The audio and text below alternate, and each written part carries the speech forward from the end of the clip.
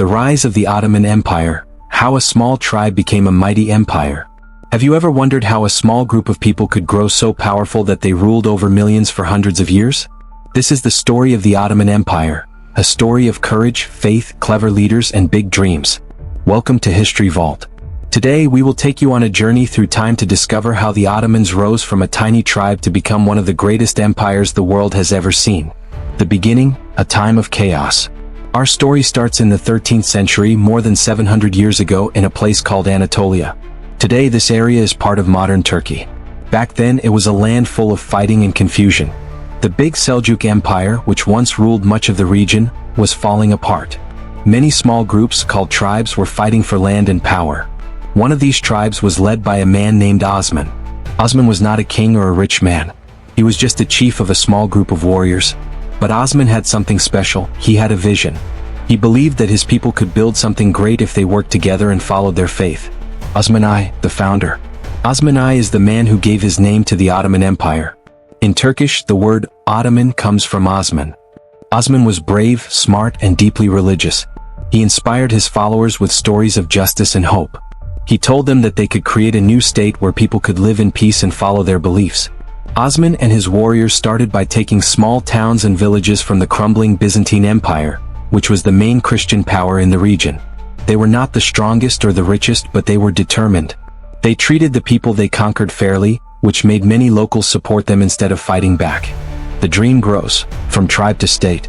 After Osman died, his son Orhan took over. Orhan was also a strong leader.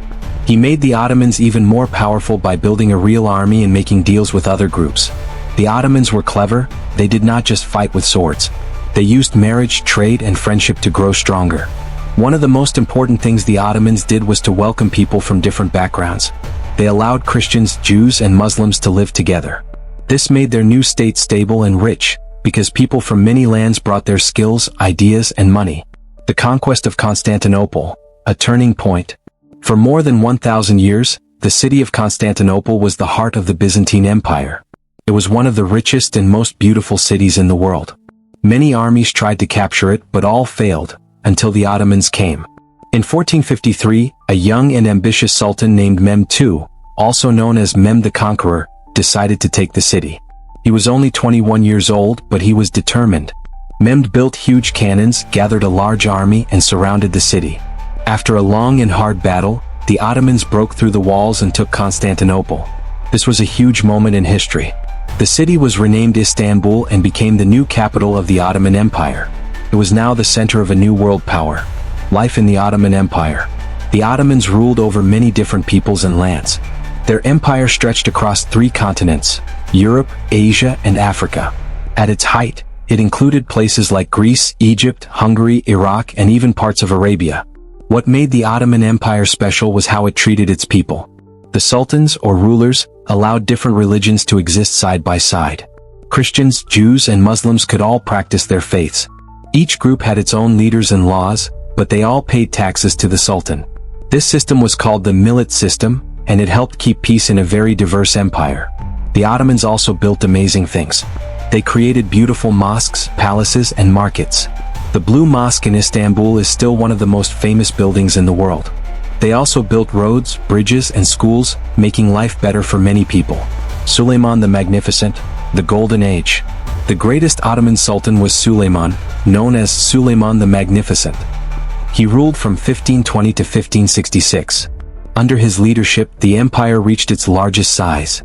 Suleiman was not just a warrior, he was also a wise lawmaker. He created new laws to make life fairer for everyone. He supported artists, poets, and builders, making the empire a center of culture and learning.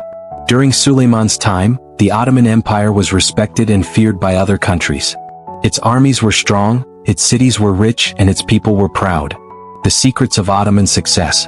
How did the Ottomans become so powerful? There are a few important reasons. First, they had strong leaders who were both brave and smart. They knew when to fight and when to make peace. Second, they were open to new ideas. They learned from the people they ruled and used the best parts of different cultures.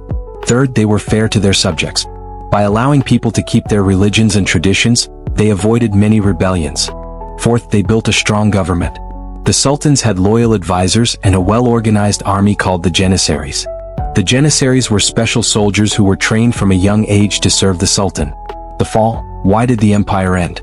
No empire lasts forever. After many centuries, the Ottoman Empire began to weaken. There were many reasons for this.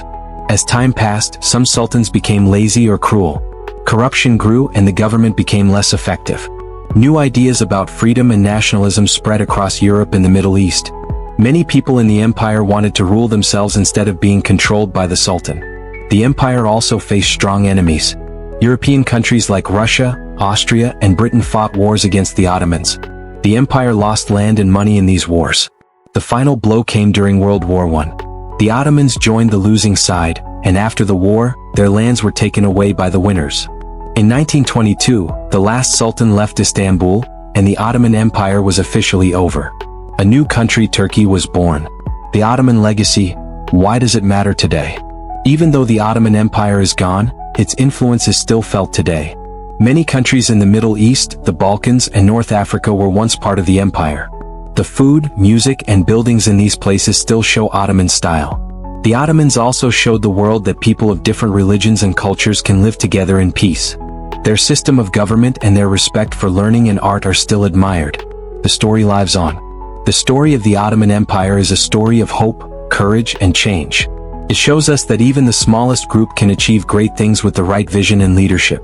The Ottomans left behind a rich legacy that still shapes our world today. Thank you for joining us on this journey through history. If you enjoyed this story and want to learn more about the untold stories of our past, subscribe to History Vault. We bring you the most fascinating and true stories from history, told in a way that everyone can understand.